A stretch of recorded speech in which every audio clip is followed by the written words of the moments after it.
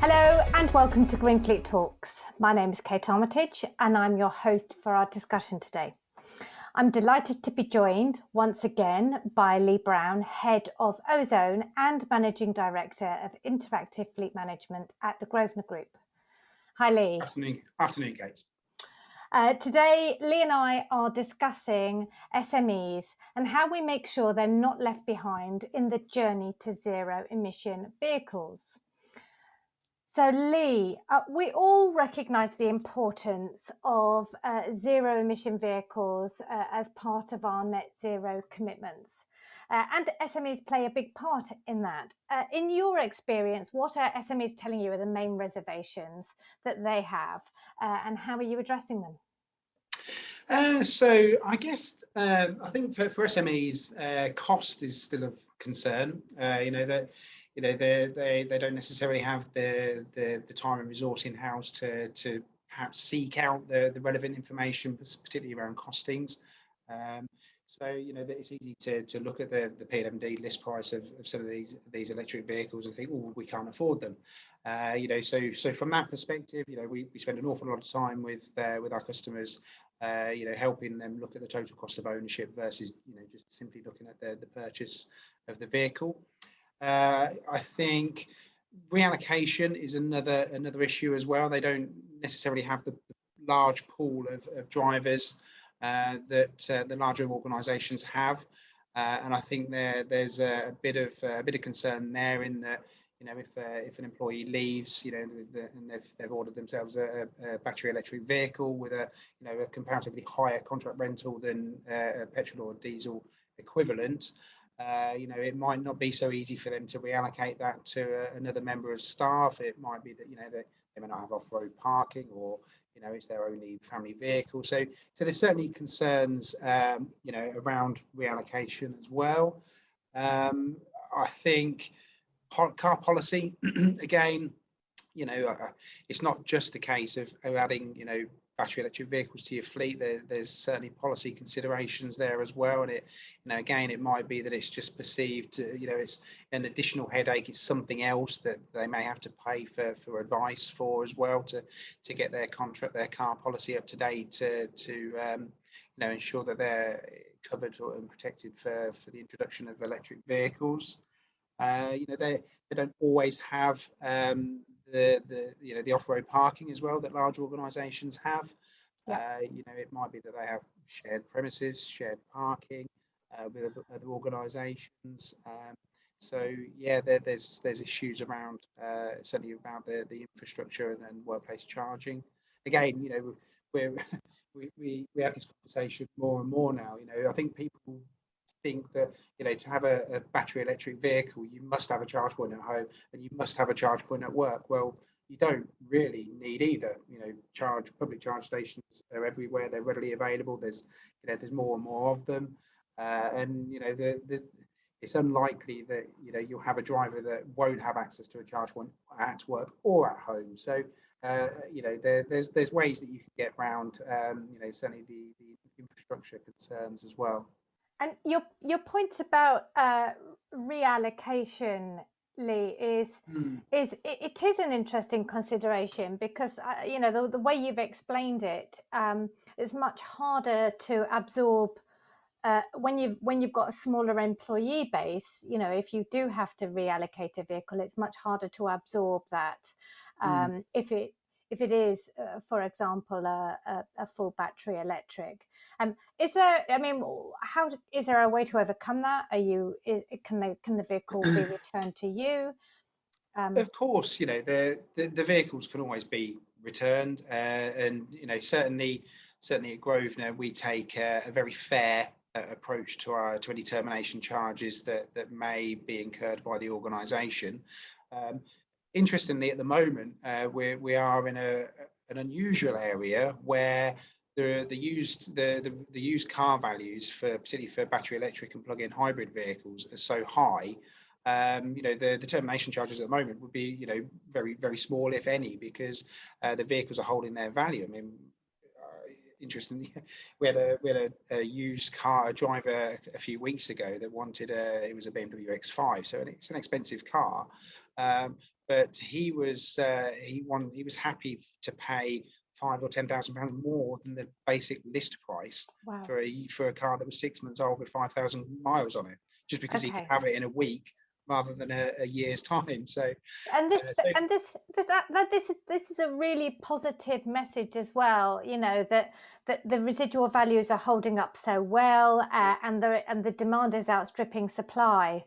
So yeah, the challenges about reallocation are possibly more a perception than a real barrier at the moment. certainly at the moment, yeah, Yeah. yeah, Okay. absolutely. That's very helpful. Thank you, Lee. And I think you sort of touched on this at the beginning, but because we're talking about SMEs, it's quite likely that an SME wouldn't have a dedicated fleet management role within their business, and they're effectively doing the fleet management as well as a number of other business functions.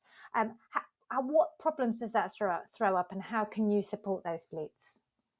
Well, it throws all sorts of problems at, as I mentioned earlier, they don't have the time and resource to go off to fleet shows and research, information on the web to fact find and gather the information around, what EVs are on the market, whether what they can do with charging, expense claims, there's so many areas that particularly with full electric vehicles, where there are they are quite different to running a fleet on combustion, petrol or diesel, like they have for many years. So I guess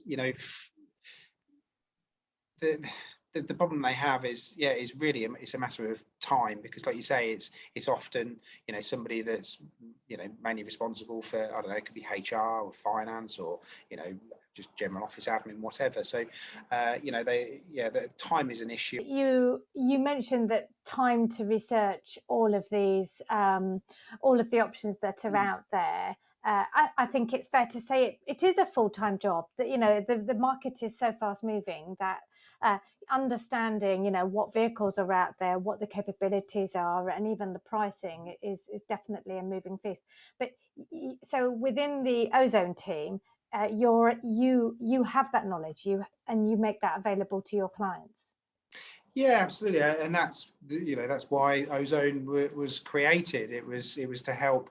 We recognise that we've got an awful lot of SMEs in our fleet that don't have the time to research this information themselves, and it was really to get out there to talk to them, to help them through the process, of introducing greener vehicles, and changing their car policies and everything that comes with ultra low emission and zero emission vehicles. So that's why we're here. I think the other thing we recognised as well is that being a fleet management company as well, we can offer completely impartial advice. We're not tied to any particular funding method. For some organisations, it will be better for them to buy their vehicles themselves.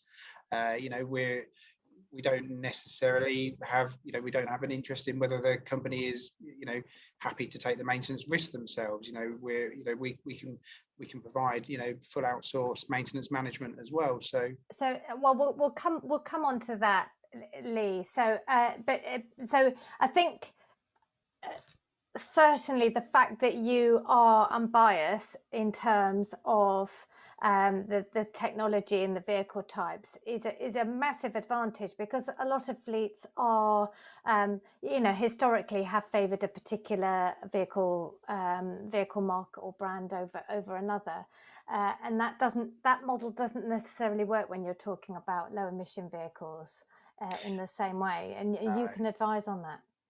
Well, yeah, yeah. I mean, the days where everybody wanted a BMW and the driver are long gone now. We see. I was looking at one of the new Kia. I can't remember what it's called now, but it's a cracking looking car, well priced. It's good performance, and so we're completely impartial. I guess we're fortunate that myself and the Ozone team, we do have time to sit there and we chat about new vehicles entering the market. Yeah, we have our opinion on what we think looks nice and what's not, but it's the statistics that drive our advice really, and it's we have the time to look at offerings and models from all manufacturers to consider the costs, the range, the boot size, so and I think again that's another one of the probably one of the main benefits of our ozone offering, in that we do have a holistic view of the market and can provide impartial advice. Perfect. That's great. So at the vehicle purchase stage, as you've said, you've got the SME has access to this impartial advice. Once they've taken on that low emission vehicle, we then need to think about the ongoing vehicle servicing and the maintenance and repair. So again, for SMEs, what services do you offer? For SMEs, it's a difficult one. I mean, it really does come down to their appetite for savings versus fixed cost. Really, I mean, it's widely reported. We see it in the fleet management business, and we report on it. Pay-as-you-go maintenance can generate savings. It can offer savings. So, I think for SMEs, because of the risk associated with it, we do see SMEs edging towards a budgeted maintenance product, which we can also offer as well. So that just gives them the peace of mind for budgeting, that the maintenance costs are fixed throughout the term of the contracts. So yeah, we offer both. I mean, we've got a great maintenance team here, and whether they're managing maintenance on behalf of our customer because they're on a pay-as-you-go scheme, or whether they're managing the maintenance on our own budgeted scheme, they treat them exactly the same. They'll still look to get the repairs carried out as cheap as possible, and challenge the service centres, because they do try it on occasionally. So yeah, they're a very good team, actually, I have to say. Right, thank you. And we've got time for one last question. So obviously we're focused on fleet vehicles and choosing low emission vehicles, but what other ways can smaller businesses look to reduce their environmental impact? Well, I think we've discussed this before, Kate, and I think it's been quite widely reported. With everything that happened last year, I think it enabled businesses to look at their travel requirements. So I think probably the biggest and easiest way to reduce our carbon footprint is to reduce travel. And I think we all agree now that it is possible. We don't need to have face-to-face meetings. Well, a year or two ago, we would have met face-to-face, Kate. Would have been doing this in an office. So we've saved a few hundred miles of carbon today. So I think that's a key area. I think as well, I know you say, aside from choosing low emission vehicles, I think by enabling your staff to order low emission vehicles, whether that's through company car scheme or the introduction of salary sacrifice, which is another great way to get greener vehicles onto our roads.